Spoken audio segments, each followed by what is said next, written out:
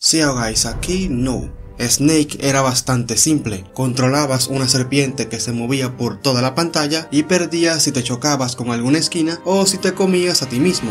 Parecía simple, pero funcionó. Para la época de 1998 había ya algunos juegos bastante buenos y con calidad muy buenas, pero no cualquiera tenía los recursos para jugar a dichos juegos. Aunque antes de continuar, remontémonos un poco más para atrás, concretamente 1978, ya que los primeros indicios de Snake se remontan a un microordenador. Esa primera versión fue muy bien tomada por el público, ya que poco después sacaron dos versiones más, una en 1979 y otra en los 80s. Snake estaba en el cielo, pero había un pequeño problema: no todo el mundo podía jugar a Snake, ya que tampoco no todo el mundo tenía para comprar un ordenador en la época de 1980. Por eso es que Snake no vio su gran momento hasta mediados de 1998, haciéndose popular con un teléfono dirigido para la clase baja, el Nokia. Y es que para ese entonces los teléfonos no eran más que para llamadas o enviar algún que otro mensaje, sin contar que estos teléfonos ni siquiera tenían un juego en específico. Pero la incorporación de Snake y otros juegos más al teléfono rápidamente le dio un giro a todo. Ya los teléfonos no eran solo para adultos. Snake, con sus gráficos simples y pixeleados, era capaz de generar frustración, tensión y disfrute al mismo tiempo. Pero lo más importante era lo adictivo que era, y es literal: cuando tus padres te prestaban el teléfono para jugar, fácilmente te podías quedar horas jugando al mismo juego, solo para ver qué tan grande se ponía la serpiente, o aún mejor, rogar por no acabar comiéndote a ti mismo. Súmale a eso el tan famoso sonido de los Nokia, que se producía al tocar los de verdad gruesos botones que tenía.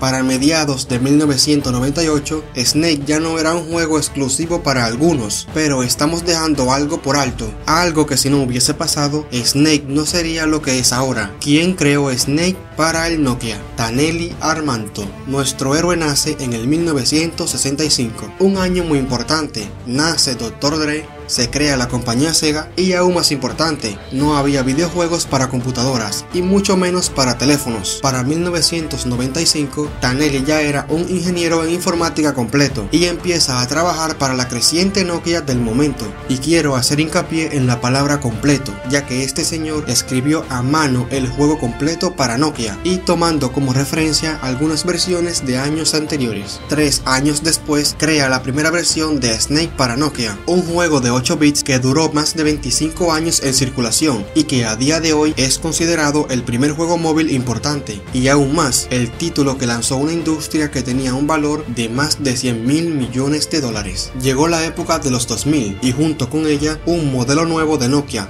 y como no, Snake 2. El juego ya no era una simple línea recta con varios puntos. Snake pasó a tener una forma, bonificaciones en el juego y una mejor pantalla. Y pilas aquí, porque esta pantalla fue lo que cambió a Snake, ya que esta pantalla fue lo que permitió que Snake entrara por un lado y saliera por el otro. Parece simple, pero funcionó. Esto facilitó la forma de jugar, ya que no todos podían durar mucho en la primera versión, debido a que no sabían moverse bien por la pantalla, sin olvidar que los botones del Nokia eran algo duros. Pero la primera mejora real en los gráficos vino con Snake S en el 2002. El juego era idéntico a Snake 2, pero las mejoras gráficas le dieron un plus: color en el fondo, una animación mucho más fluida e incluso mejor. Por primera vez se mostraría el color original de Snake. Puede que parezca algo normal, pero esto para los que ya jugaron a Snake cuando eran niños era un plus en calidad increíble. Pero eso no es todo, ya que poco después se estrenaría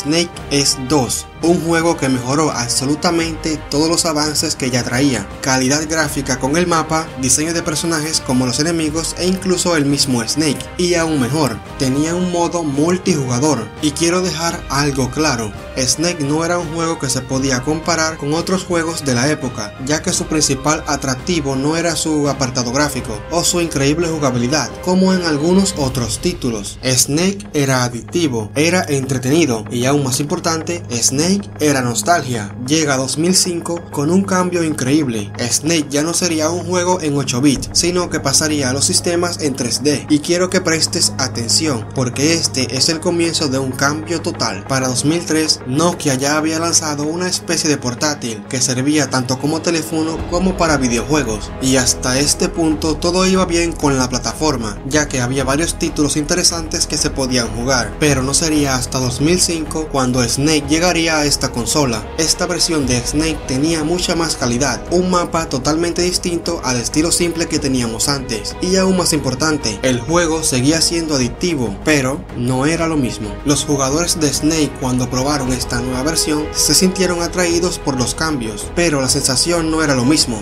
Pasó algo muy similar a esto con Rayman. Te dejo el vídeo por aquí arriba. La versión clásica nos traía un mundo reducido y compacto que nos daba miedo por chocar contigo mismo o con la pared, pero esta versión te dejaba en un mundo interminable, donde las bolitas aparecían a 2 pasos de ti, quitándole la tensión de estrellarte contigo mismo. Snake se estaba volviendo monótono y aburrido, por lo menos por el momento, ya que poco después se estrenaría Snake 3. Esta vez resolvemos los errores anteriores de un mundo sin límites, colocándole paredes que nos ayudan a aumentar la dificultad, sin contar que la velocidad aumenta, a su vez que el movimiento es diferente. Snake estaba de vuelta, o por el momento, ya que para 2013 Nokia vende sus derechos a Windows, y en el contrato habían unas pequeñas letras que se resumen de la siguiente manera: usted no puede estar en el negocio de los teléfonos durante un año, pero el estar fuera del juego y dejarle el terreno a otros le costaría caro. Pero eso no es todo,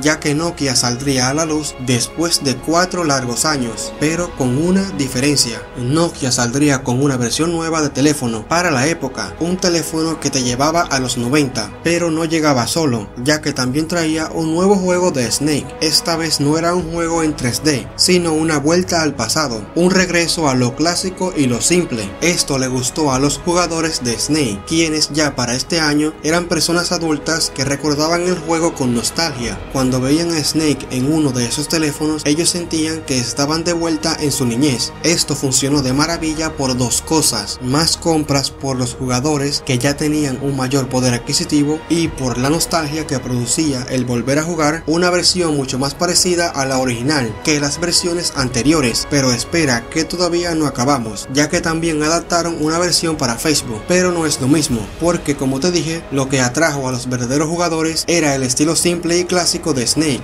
Snake es nostalgia pura. Yo recuerdo que cuando era pequeño le pedía el teléfono a mi abuela simplemente para jugar al Tetris o al Snake, pero aún mejor, recuerdo jugar en competencia con amigos. Recuerdo cuando no había luz en mi barrio, jugar con un grupo de amigos en la sala, con una vela a ver cuál llegaba más lejos, sin misiones, sin ir de aquí o para allá, simplemente jugar con amigos. Así que recuerden, Snake no es un juego, Snake es nostalgia.